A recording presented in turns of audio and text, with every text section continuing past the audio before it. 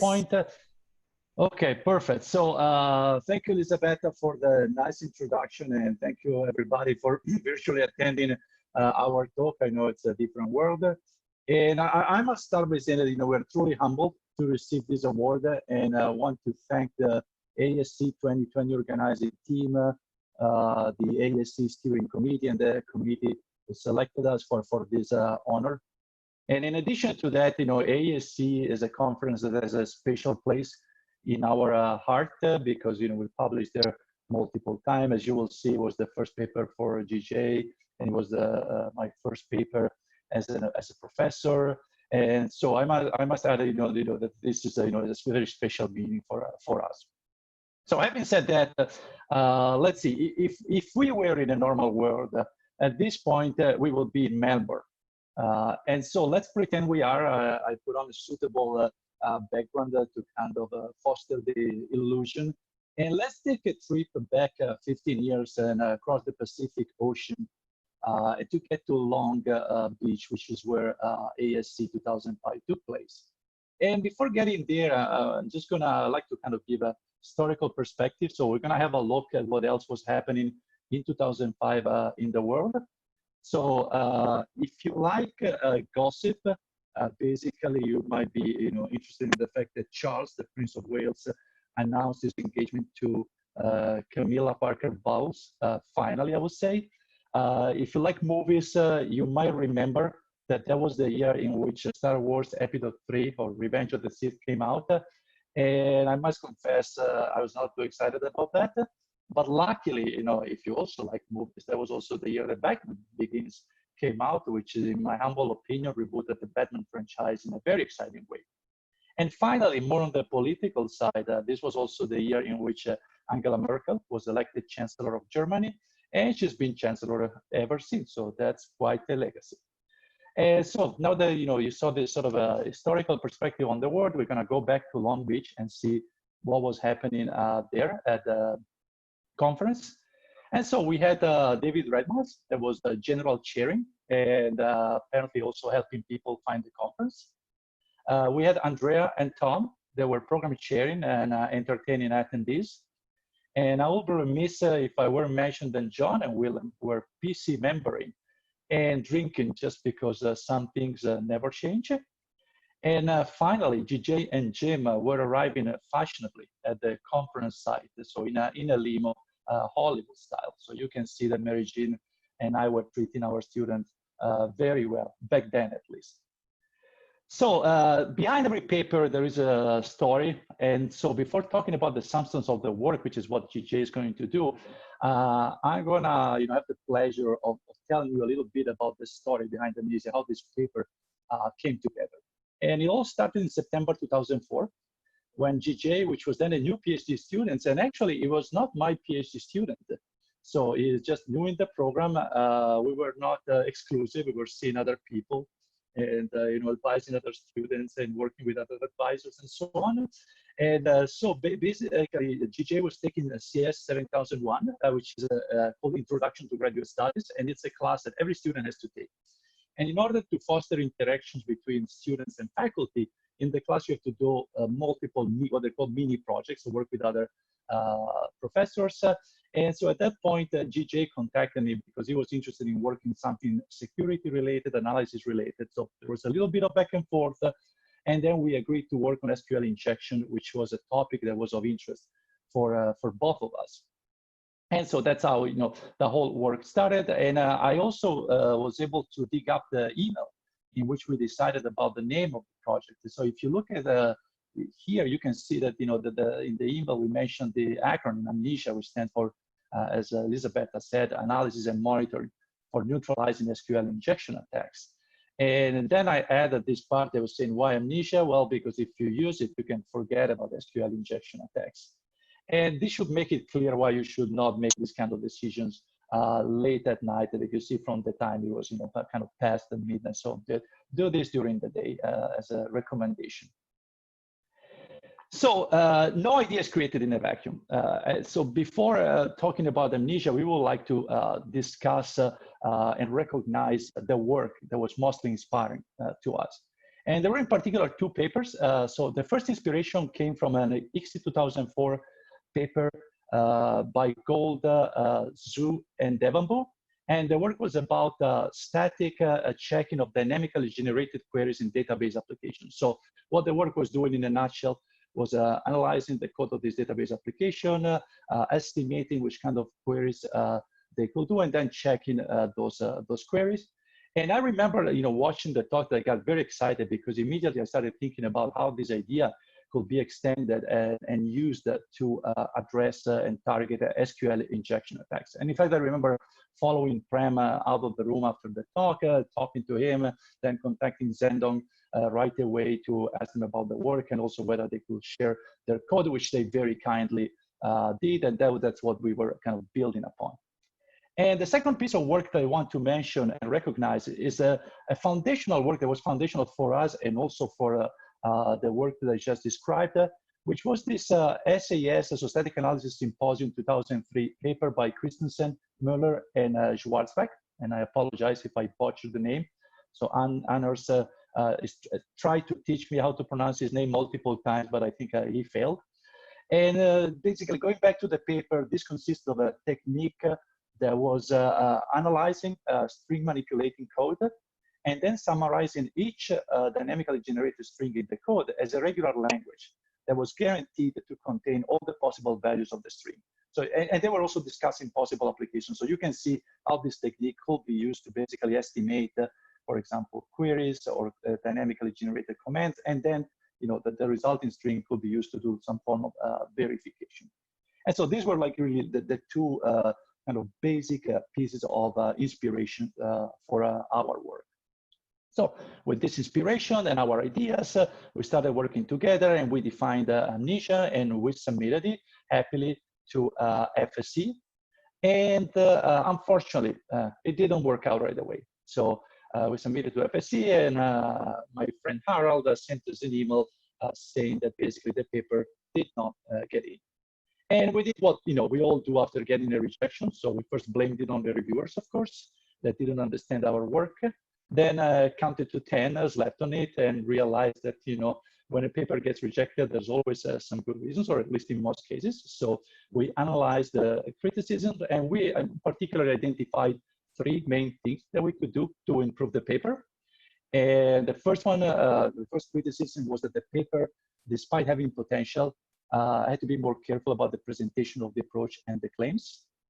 That the paper did not give much in the way of a review of SQL injection techniques. And in fact, here, since we've been working on that for so long, we sort of assumed that everybody knew about the SQL injection, and people didn't. So sometimes they didn't realize, why is this useful? Why can't you just do a simple search and replace in order to fix the issue, for example?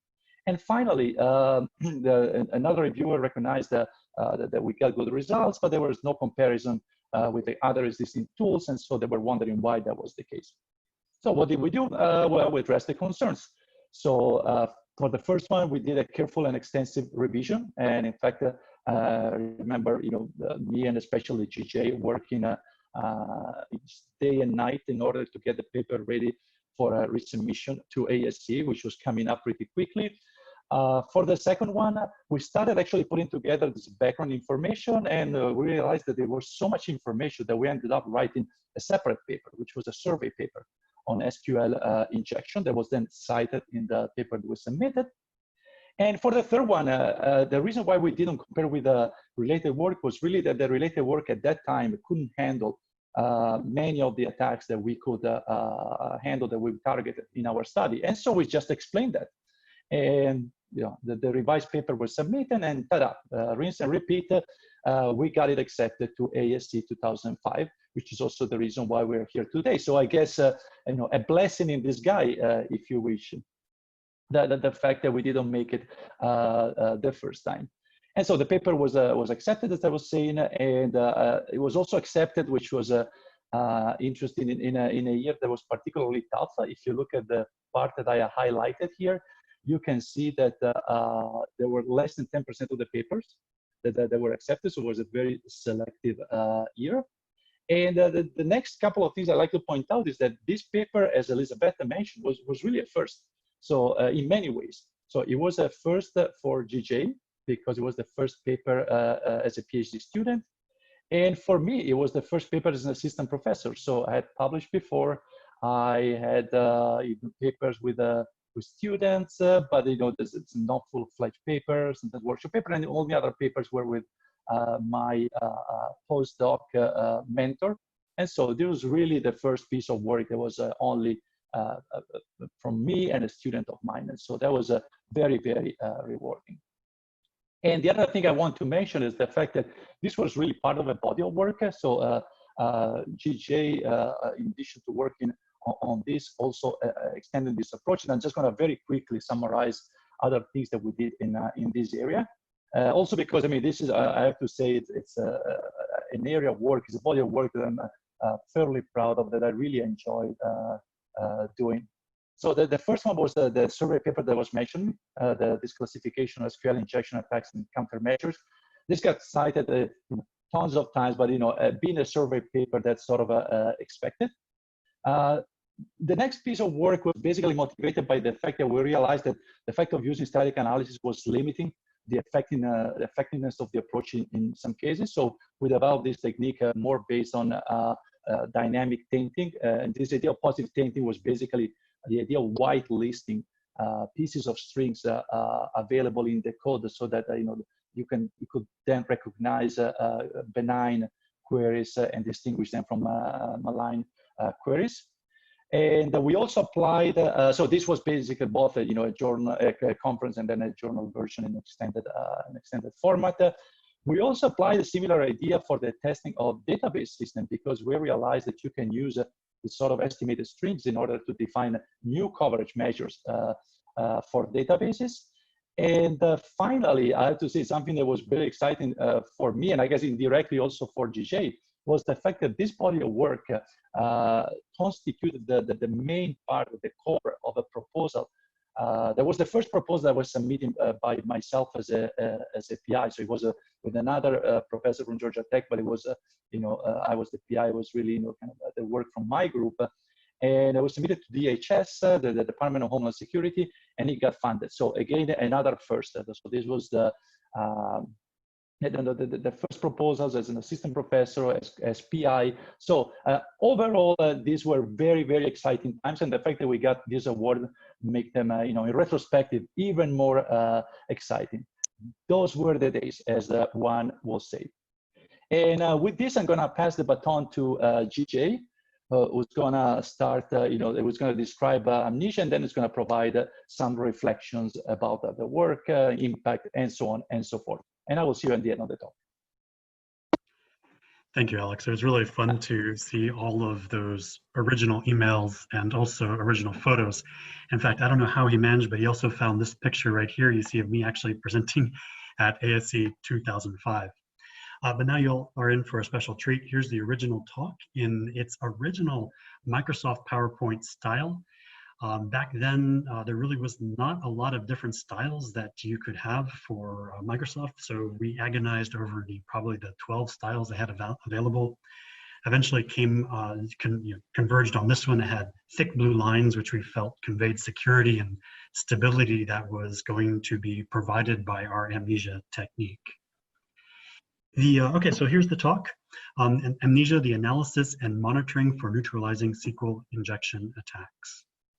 We always started our attacks those days, with our presentations those days, with an explanation of what exactly was a web application, mainly because a lot of people, some of this technology was still very new in those days.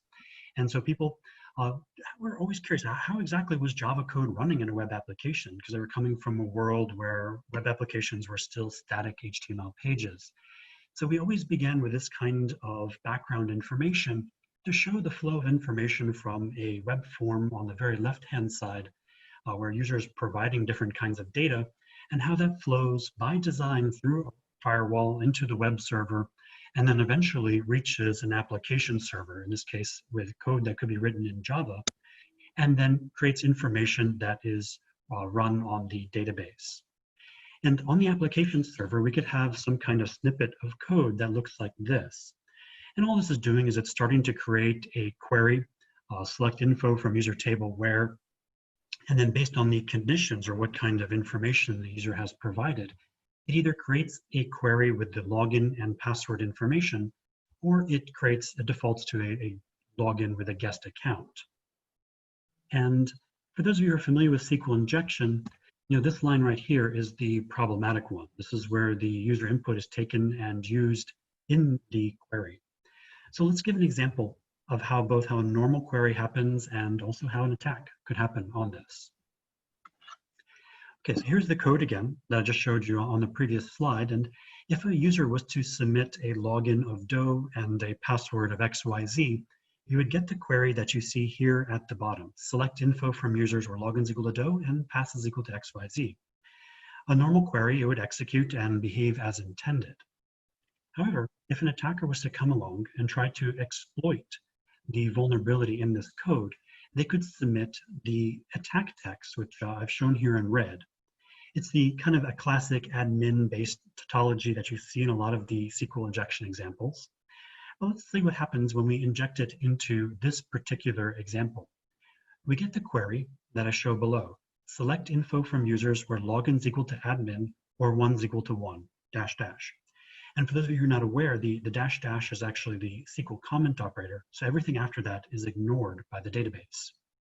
Essentially, this becomes a tautology. It's always true, and somebody who is using this kind of attack is able to bypass the intended requirements of supplying a password, and in this case, be able to be logged in as the admin user. Now, I just want to emphasize that this is a very simple example, a small code example, and a very simple kind of classic attack on a vulnerable field. But in fact, there are many, many more types of attacks. So different kinds of query forms can be injected into, different ways of pulling out the information or carrying out the attack are possible. And in fact, we wrote a whole survey paper about it eventually. But this is just a small example that we'll be using throughout the talk, just to illustrate and make it clear about how this attack is happening. Generally, about the time in this attack, I have some people, or the presentation, I have some people who are wondering, hey, these obvious solutions that exist out there, why aren't they effective for preventing SQL injection? And the first of these that's generally tossed out is input filtering. And now we're not saying that input filtering is not effective, but we are saying that input filtering is very difficult to do well and to do correctly, because you have different kinds of inputs that are coming in. You have to establish rules that allow regular inputs that kind of look like they could be malicious, but in fact are just completely legal. But at the same time, preventing inputs that are coming in that would actually result in attack. And so doing this right is very challenging. And as we see from the wide prevalence of SQL injection attacks, very difficult for developers to do. The second question typically focuses on stored procedures. And the idea here is that if you use stored procedures, the vulnerability goes away. And in fact, stored procedures are not that much different than normal code that a developer would write. And the security provided by a stored procedure is very similar to that of regular code. It depends on how well the developer is going to do it. And then of course that brings us to the classic question is, well, why don't we just have developers do it correctly? And yes, in theory, if developers could do it correctly, that would be wonderful, and that would take away all kinds of bugs and all kinds of abilities. But that's not the situation that we are dealing with. In fact, these things are very difficult for developers to do correctly. And we see lots of vulnerabilities existing in software, even to this day. Okay, so here's a basic outline of the presentation. We just covered some of the basic background information on SQL injection attacks. Next, I'm going to tell you about the amnesia technique itself, the empirical evaluation that we created, and then some of the related work at that time. The amnesia technique really relied on two basic insights. The first of these was that the code itself expressed a sort of policy with regards to the kinds of queries that the developer intended to be executed by the web application. Where did this policy come from? It's hard-coded in the application by the strings that the developer was using and had hard-coded in the application in order to build the query. The way that they are combining these strings was representing their intent for how the final query was going to look when it was executed on the database. And so that led us to incorporate the first part of our solution, which was a static analysis that could look at the application and extract the possible strings and the form of these strings that would be used in order to create a query. The second insight was that by definition, a successful SQL injection attack was going to violate this predicted model because the SQL injection attack had to introduce new SQL tokens to the query. And so the idea was that if it injected these new tokens into the query, that would violate the policy that we were representing using our static analysis modeling technique. And so we incorporated a runtime analysis that would check any new query that was coming into the database and determine whether it matched the expected set of queries that previously extracted from the application. In 4 steps, we could summarize how AMNESIA works. The first step was to identify the hotspots, and in this case, hotspots are all the different places where the web application is interacting with the database. Then we would use static analysis to analyze each of these hotspots and figure out what is the form or potential SQL queries that could be executed at that hotspot.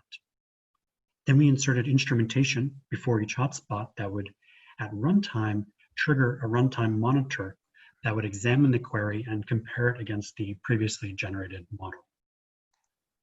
To illustrate these 4 steps with our example, let's take a look at the first stop. Here, this is to scan and identify the hotspots. And here again, I'm showing you the example code that I introduced on the second slide. The hotspot that exists is right here at this line. So that's the statement.execute. In this case, it takes the variable query string, which has been had strings appended to it in order to create a legal SQL query, and it will execute it against the database. And these kinds of hotspots could be identified in a straightforward way because languages like Java had an encapsulation or a modularization around all of the database functionality. So we could simply search for the signatures. The second step was to actually build the SQL query model. And for this, the key part of this step was we relied on the Java string analysis that Alex mentioned earlier, which was produced by Anders Moller's group. And we used that to analyze the string variable that was in each of these database hotspots. And JSA would produce a character level finite state machine that represented all of the possible string values that could be executed or generated at that point. And so we took this model and then we built our own parsing on top of it. But essentially what we were doing was we were grouping the different kinds of characters into SQL tokens, things that would be recognizable by the database that the query was going to be sent to. So this kind of model looked, for the example, looked as I'm showing here, where you see the beginning part of the model exactly matches the part of the code where that was common to both kinds of queries. And the top half represented the option where the guest login was being used. And then the bottom path represented where login is equal to the user-provided login and the user-provided password. In this case, we developed the functionality that we called the beta matching, which was essentially placeholders that we used to represent strings that were going to be external to the application. In this particular case, that would be user input that had been provided by the login form. And this beta was then able at runtime to match either empty strings or string literals that had been passed in. The third step was instrumentation, and this was essentially wrapping each of these hotspots with a call to the monitor that would take in the query, tokenize it, and then compare it against the model. And so we did this at the bytecode level, but here I'm just showing it at the source level.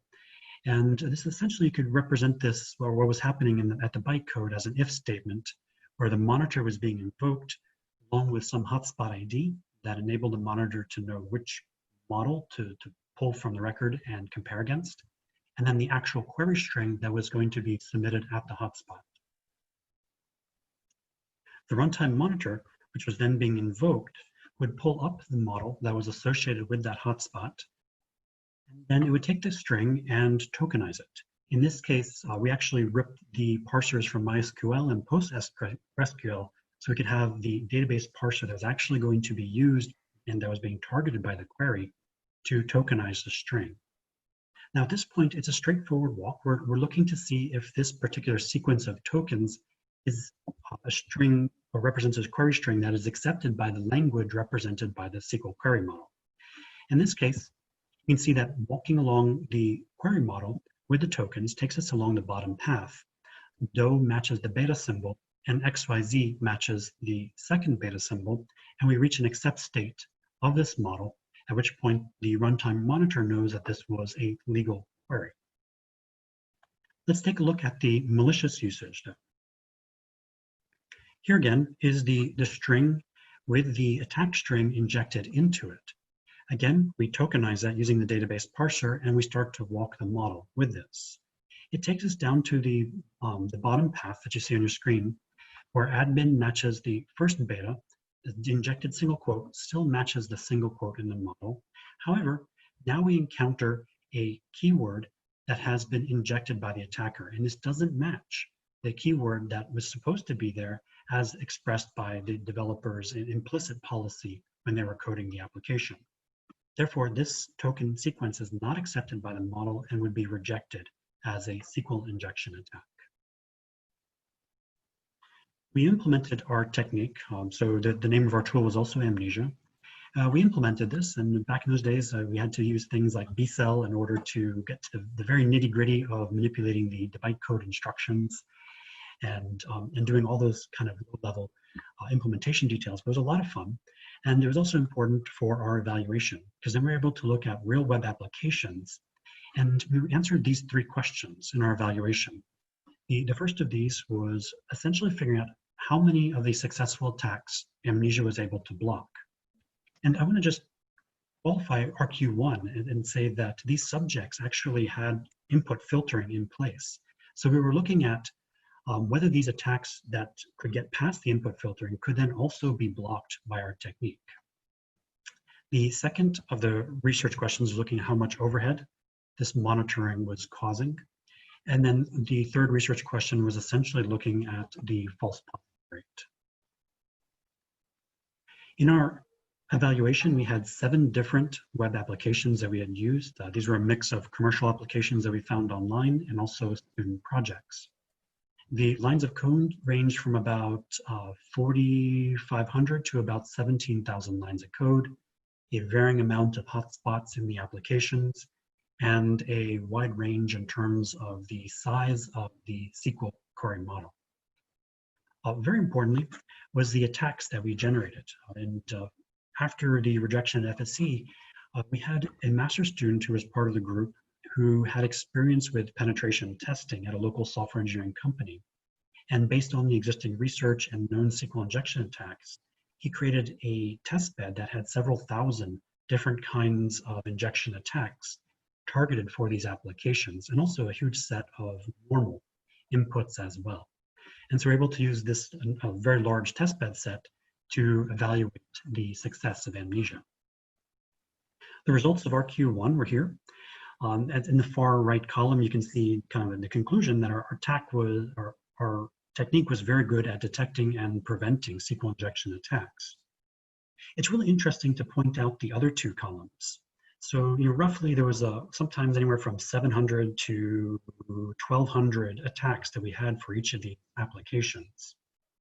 The applications were by no means a sitting duck. They were not just wide open and vulnerable. They were able to block and filter out a lot of the attacks that we threw against these applications.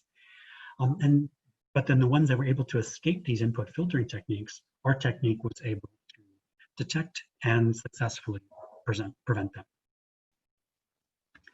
We also had very good results for RQ2 and RQ3. Our measured overhead was a little bit less than a millisecond. A millisecond is a lot of time for a computer, but in the grand scheme of things of a web application that is querying a database, dynamically generating a page, returning that page over the network to the user, and then having this page rendered in a browser, this 1 millisecond overhead got lost in the natural variance of these other more expensive computational tasks. On top of that, there was no false positives, so none of the normal inputs that we had designed to maybe look suspicious, but actually be legal inputs, none of these were blocked by AMNESIA either. So overall, these were very good results for AMNESIA. We also looked in terms of the related work and discussed some of the other things that were going on at the time for SQL injection prevention techniques. And there's a wide range of different techniques that had been suggested. There's techniques that require developers to replace their old database APIs with new, safer or secure APIs. However, these techniques require developers to properly use these new APIs and know where they needed to be included in their code. A large body of techniques also had customized runtime environments. These may have required custom operating systems, customized databases, and some of the drawbacks of these were that this limited portability of the technique and also imposed a high overhead. Other techniques only addressed a subset of SQL injection attacks. For example, one technique that came before ours only was able to detect tautology technique or tautology-based attacks. For example, the OR 1 is equal to 1 that couldn't detect other kinds of SQL injection attacks. There were even techniques that were based on machine learning back then.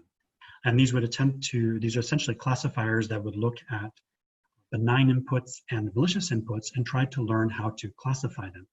But one of the drawbacks for these was how these techniques, or was the false positive rate that these techniques generated when looking at normal text input that was allowed to contain things like the hyphen characters or the single quotes.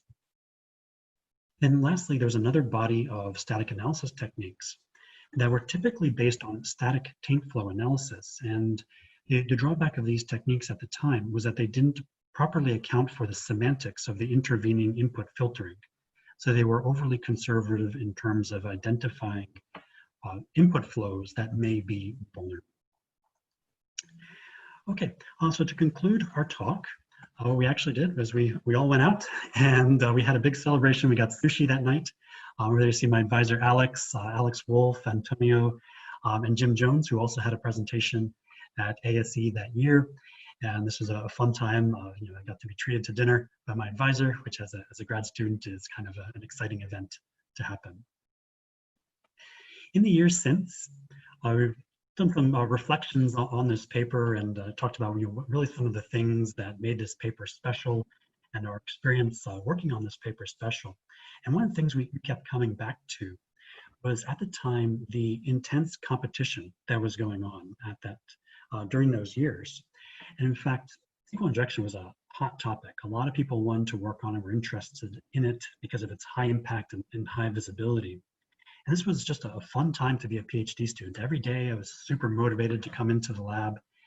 I could easily imagine all of the other teams who were also working on this I was either chasing them down, so right on run their pursuit, or they were right behind me, about to scoop us at the next conference. And so we always were nervously looking through each published proceedings to see who had published something on SQL injection, and was that better than our technique, or did we now need to catch up and try to do better than them? And we just want to recognize two of the groups that had a lot of influential work at the time. The first of these was from the University of California, Santa Barbara. There's a group of Balzarati, Kova, Vigna, and Krugel. And they developed a lot of different kinds of static analysis techniques. You may have heard of PIXI being one of the very famous techniques that they developed that enabled the detection of vulnerabilities either at runtime or in the code. And then probably one of the most formidable groups that was publishing a lot about SQL injection at the time was Gary Wasserman and Zhendong Su at the University of California, Davis. And they had a really nice string of work that made us very anxious, and we worked really hard to try to come up with better techniques than them. One of the classic techniques was in POPL 2006, the essence of command injection attacks in web applications. This itself has been a very influential paper in the PL community and beyond, and has had a success level very similar to that of AMNESIA. And then there was also other works that they published at PLDI and ICSI 2008, which were static analysis techniques for detecting vulnerabilities. So while all of this was going on, we had this competition, we were constantly trying to develop new techniques. We thought that, well, one of the ways that we're going to have an edge is we're going to develop test beds that are larger and more comprehensive than the other techniques. And so once again, we went to the master's student who had helped us with the AMNESIA test bed and said, well, can you automate this process so we can repeat it for the subsequent techniques such as WASP? And he went off 3 months, no progress, 6 months, no progress, and he graduated. So I took over the project. 3 months I was working the project, 6 months Alex was starting to get nervous. His PhD student's not producing any papers or making any progress here. Time is ticking. But we realized we were actually dealing with a very tough problem, and that was, how do we automatically generate these test cases, and how do we know that we've done a good job with these test cases? And here I'm talking about the test cases for evaluating our SQL injection techniques. Now, for people working in software testing, these are kind of classic questions that we're used to hearing. But in this domain of web applications, we had some new problems. These were no longer the old static HTML pages. These were real programs that could take different kinds of inputs, were running on an application server and doing all kinds of things that were slightly different from what we saw in traditional software. We also learned that old metrics, such as branch coverage and statement coverage, were not doing a very good job of telling us how well we were exercising the behavior of a web application with respect to its underlying database interactions. And this was particularly important for us because we wanted to make sure that we were exercising our SQL injection techniques and in a good way, and making sure we had adequate test suites for them. The work that we did to automate this testing and measure the effectiveness of our testing eventually became my dissertation work. And that had three really nice pieces of work. We had a couple of static analysis techniques that could analyze the application, identify the sets of possible input variables, and also the way they had to be combined in order to make a legal input. We also developed a new metric for test coverage that was particularly well suited for database-backed web applications. And what we realized was that that same SQL query model that we had used in AMNESIA could also indicate all the possible queries that we need to make sure were being executed by the application. And then when we also included a lot of studies in this body of work that looked at the impact of doing this kind of interface analysis, and how, when we got these better interfaces, what kind of impact it had on traditional things like finding bugs, verifying the quality of these applications, and then also finding vulnerabilities in the code. And one of the really nice kind of additional personal things that came out of this was I presented this work at the doctoral symposium at FSE 2008. It was a really exciting opportunity to get in front of big names like Barbara Ryder and Nino Medvedevich and tell them about my work and get their feedback. And it was quite an experience. Nino gave me a really hard time, asked me lots of tough questions. I was pretty certain he didn't like my work at all. But then a few months later, I interviewed at USC, and as you guys know, that is where I currently am today. So I guess he kind of liked the work after all. Another thing that we often talk about is what are the impacts of our work, and not just our work, but the large body of work that was going on in the community on the prevalence or the impact of SQL injection attacks. And one of the original starting points that we had used to motivate our work was the OWASP report. They have an infamous top 10 list where they discuss the most common web application vulnerabilities and also the most impactful, and then they rank them. In 2003 and 2004, when we were just beginning this work, we noted that SQL injection was at that time the 6th most impactful of all of the vulnerability types. About 3 years or 2 or 3 years after we had published our work, we were dismayed to see that SQL injection attacks had now crept up to the number 2 spot on this list. This wasn't anything we were particularly worried about. We knew that by the next time they came out with this ranking list in 2010, that everybody would have read our paper, figured out how to prevent SQL injection attacks, and then things would have improved. Unfortunately, SQL injection attacks climbed up the list, and now they were ranked number 1. The rating repeated in number 1 again in 2013. But in 2017, they actually came out with a new metric for ranking these different kinds of vulnerabilities. So we were very optimistic. And again, we saw injection attacks are here ranked top in 2017 as well. So naturally, this provokes a little bit of soul searching. We had these effective techniques, so lots of people were building on these techniques and gaining a better understanding of SQL injection attacks and how to prevent them, but yet they were persisting.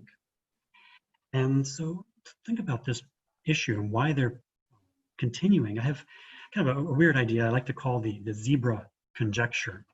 And what exactly the zebra conjecture is, well, if you tell somebody that you're thinking of an animal, it has a mane, it has a tail, it has 4 hooves, and it gallops across the fields, 99 out of 100 times, at least where I live, the right answer is going to be that they're talking about a horse. And unless the person who is guessing knows the specific things they need to ask about, they're not going to realize that they may be encountering that 1 out of 100 chance that they're looking at a zebra. And I like to make the analogy to software code. Despite the things that we're doing, you're looking at some database access code. 99 out of 100 times, it's going to be fine. It's doing things that are benign and okay. But unless you know the specific things you have to look for and specific things you have to check, you're not going to catch that 1 out of 100 case where it's actually a vulnerability. In this case, the zebra. But what does an effective solution involve for this? Well, I think kind of the first answer, and at the risk of sounding cliche, the first answer is that education is very important. So developers need to be made aware of the kinds of vulnerabilities and the best practices that can allow them to be prevented. But education is tough. Not only are there tons of ways to build a web application, there's tons of vulnerability types out there, and each of them have many, many different ways that they can be manifested into an exploit. And so it's very challenging to go and find every developer, teach them about all these types, all the different ways they can manifest. In fact, there's whole papers written about some of the different variations on each of these individual types. So that brings us to what I see as a second pillar of an effective solution, and that is good design. And here I mean the design of the programming languages and also of the APIs. Because if we stop and take a moment to think about what leads to SQL injection happening, it's kind of crazy to think that there are APIs that allow developers to combine this kind of inputs and essentially create mini programs that are going to be run and executed by a powerful component in a web application system, in this case, the database. So I think a strong component of the solution is to design APIs that, at least to the extent possible, try to remove this kind of functionality, make it easy for developers to do things the right way instead of having to create these kinds of custom SQL strings. Then the third pillar of this is automated tool support. Even if we do a good job with education, even if we do a good job with design, there's going to be loopholes or windows that are opened up in any kind of API that we are going to need to be able to check. These exist because we have different kinds of developers and they have different kinds of needs. At the same time, there's going to be some kinds of vulnerabilities and exploits that are beyond the cognitive capability of developers to reason about or to identify, and they're going to need the tool support in order to be able to identify this. So I really think that an effective solution to truly make this problem go away is going to involve aspects of all 3 of these pillars. We also reflected a little bit on why the paper was so successful. The first one that I think we both agreed on and we came up with right away and independently was the excellent naming of the tool that Alex had come up with, AMNESIA. What a great name. In fact, it's really hard to forget to cite a paper called AMNESIA. Yes, I just made that joke. Okay, but moving on to a little bit more of serious reasons why the paper was successful. This was a very important problem, and that, or I should say also a very timely problem. At that time, there was lots of new web applications that were coming online. Lots of people were developing them, and you were seeing reports of these kinds of vulnerabilities both in the news and in the research literature. So this became a problem that a lot of people were trying to work on and trying to solve. We also had a very, what I would describe as a unique take on the problem and a unique take on the solution. In particular, this wasn't one of many techniques that were based on taint analysis or putting in different kinds or better forms of input filtering.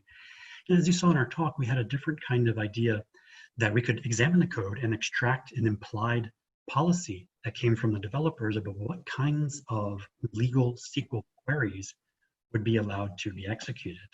This was a really nice insight that actually drove some of our subsequent work, like WASP as well. And then the final thing that I think was very influential in making this paper successful was the artifacts from the paper. We made them available. So this included taking the AMNESIA code, the source code, and also precompiled jars, and making them available via our group's website. And I should mention that it was not just us who did this. We made the AMNESIA code available, but other groups like Anders Moller's group made JSA available, which was an important part of this infrastructure. And so people could access both JSA and our source code and would be able to build on our technique, take it apart, identify its limitations, use it in different kinds of approaches, and all kinds of things. It effectively enabled a lot of people to do follow-on work. We also made our benchmarks available. So that way people in the community, because this was an enormous amount of work that we had put in to create these benchmarks of several thousand attacks and normal inputs. And so making these available allowed other people to build on our work, to compare against our work using a common benchmark, and also add to it to create additional attacks that represented new kinds of SQL injection attacks that people had identified. And so I think this really led to a lot of citations and also success for the work, where people are aware of it and built on top of it. And so for that, we weren't the only ones as well who shared benchmarks. And so in our original paper, actually, we just want to acknowledge some of the people who also contributed code and benchmarks in order to enable our success on the AMNESIA project. In particular, Carl Gould, Jendong Su, and Prem Devanbu very kindly provided us with an initial implementation of JDBC Checker. That was the tool that was in their ICSI 2004 paper that Alex had discussed earlier. And they also gave us some of the subjects that they had used. Gary Wasserman, who was one of our big competitors at the time, was also very kind in reading our ASE Camera Ready, this is the AMNESIA paper, and offering useful feedback and comments on the draft. And then last but not least, Jeremy Viegas was the master's student who helped to create this enormous testbed. And without him, I don't think it would have been possible to completely redo our evaluation from the time when it was projected at FSE to just weeks later when we resubmitted it to ASE. And so these are the people that we thanked at the time in the paper, and we want to continue to acknowledge their contributions to our paper. I'm going to ask GJ to keep clicking and give me the next. We want to add to this acknowledgement. Well, first of all, for this award, we really want to thank the ASE once more, the ASE 2020 organizing team, the ASE steering committee for selecting the work, for giving us this honor. We want to thank the general and PC chairs of ASE 2005 for giving us a chance to present our work back then. And finally, we want to thank everybody who took the time to listen to the talk then and now, and everybody who cited our work, whether to praise it or to criticize it, because no citation is the best citation. But seriously, we're always happy to see people kind of either building on our work or competing with our work, because I think that's what makes research fun. And last but not least, we want to give a special thank you to Mary Jean Harold, the late Mary Jean Harold, who played a very important role in bringing us together, because that's the way that GJ and I got connected. It's a sort of a long story, so we'll spare it to you, but it was, thank you, Mary Jean. And also because she had a tremendous impact on my career for sure, but I think also on GJ careers and many others' careers, and on the software engineering community in general. So we want to make sure that we recognize her. And with this, I think we're done with the talk. If there are questions, we're more than happy to answer them, and of course feel free to reach out to us at any point if you're interested in discussing more this work. Thank you, GJ. Thank you, Alex. So now we can move to questions. Since the chat system that we are using is quite slow in this moment, maybe the best solution is that people who want to ask questions just switch on their phone, their microphone, and ask directly, maybe trying to pay attention not to overlap with others. So please feel free to ask. So I have a question. I was interested in, so you pointed out that this work had a lot of success in the research community, and I also know of many other works that have built on your work. So I certainly believe that, but did it get adopted at all in industry? Was there some effort to put it into practice, and was it found unsuitable, or is it a problem of communication that industry wasn't aware of what was going on in the research community? Do you have an idea of where the problem is? Alex, maybe you could talk Jay, about either way, reflective. do you want to take it? I think you know the saga with Reflective Corp better than I do, so maybe you could handle this one. Okay, sure. So yeah, thank you for the question, Julia, and good to see you here. I think this is a very spot. Question is right on the spot, because what happened basically is that when we try to build say a more robust tool, we realized that the solution based on static analysis, as quickly mentioned, was somehow problematic if you wanted to scale to some context. And so that's when we developed, there's a alternative technique that was based on dynamic tinting. And I believe, GJ, feel free to disagree, that we were really convinced that that technique was going to put an end to SQL-Injection, because it was, pretty rock solid, and it was scalable and so on. And so we went for the commercialization route, actually. So we filed a provisional patent, and we started working with a company that was supposed to commercialize it. And I think what happened there is mainly a mismanagement of the kind of the technical part of the technique. So I think the company didn't really fully understand the technical part of the approach, and so the way they were presenting it wasn't the right one. So this ended up basically being an effort where I think they probably got a couple of customers to adopt the technique, and then it just died basically. And I think part of it is also the fact that as researchers, I think GJ was very young, I was younger. And so the commercialization route was not really something that was our main drive. So we were interested in doing research. So we tried, and when things kind of didn't go the way we were expecting, we just let it go. And I wouldn't be surprised if that's what happened for so other researchers. The reason why it wasn't picked up by some other company and implemented, that's something that goes beyond I think what we can infer. It could be that as it's often the case for this kind of techniques, that going from a research prototype that works reasonably well to a full-fledged product, it's a very big step. And sometimes these big steps fail in the mundane aspects of the tool development, and so it could very well be that that's what happens as well, together with the evolutions of the technologies and so on. So I think that would be my answer. In one case, it was limitations of the analysis, and the other case was commercialization mistakes, and for the rest, probably is the fact that building a tool that works in practice was just too difficult.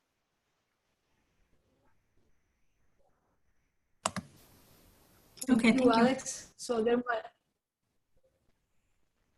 might be a space for one other question, no more, because we are basically at the end. Any other?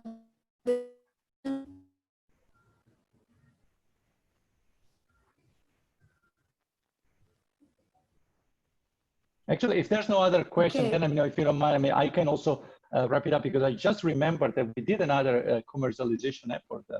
Actually, there was with I'm not going to mention the company, because it's a big company, and the reason why that one didn't work out was because at that point in time they were opposed to any sort of instrumentation of the client code. So again, you have these techniques that work well on paper and in your evaluations and so on, and then you kind of face the realities of life, which could be the people don't want to use your technique because you need to instrument the code, even though your instrumentation all it's doing is tracing strings within the application. But they basically told us, no, that's a big no. Clients won't let us instrument their code because they won't trust that the tool is not going to change and maybe rightly so, the semantics, or it's not going to violate the privacy of the information. And so that's another example of which, how things fell apart for a technique that for us was like, sort of obvious that it was no brainer that was going to work and it could have been implemented. I'm done answering the question, so I'm not going to have a third comeback. No, maybe just as a follow-up, referring to what GJ was saying, so the importance of having APIs that mask the interaction with the database, etc. Maybe your technique could just be embedded into some, let's say, API development environment or whatever, that hides in the end the fact that you are instrumenting the code and shows to the user something that they're more used to, an API that now is quite common. I don't know if this is possible or makes sense, but I mean, you need to find a way to make people digest the new thing. Yeah, that's a really great idea. And we actually did develop a tool version of that integrated with Eclipse, and had a nice visualization and mostly hid behind Eclipse's interface and could just give high-level diagnostic feedback. So that was actually what we took to these companies and used to show them how our technique was working and the demos of our technique. Okay, great. So thank you very much, GJ and Alex, for this talk. I think it has been very nice, also the historical overview that you gave. So now I will leave the floor to Claire.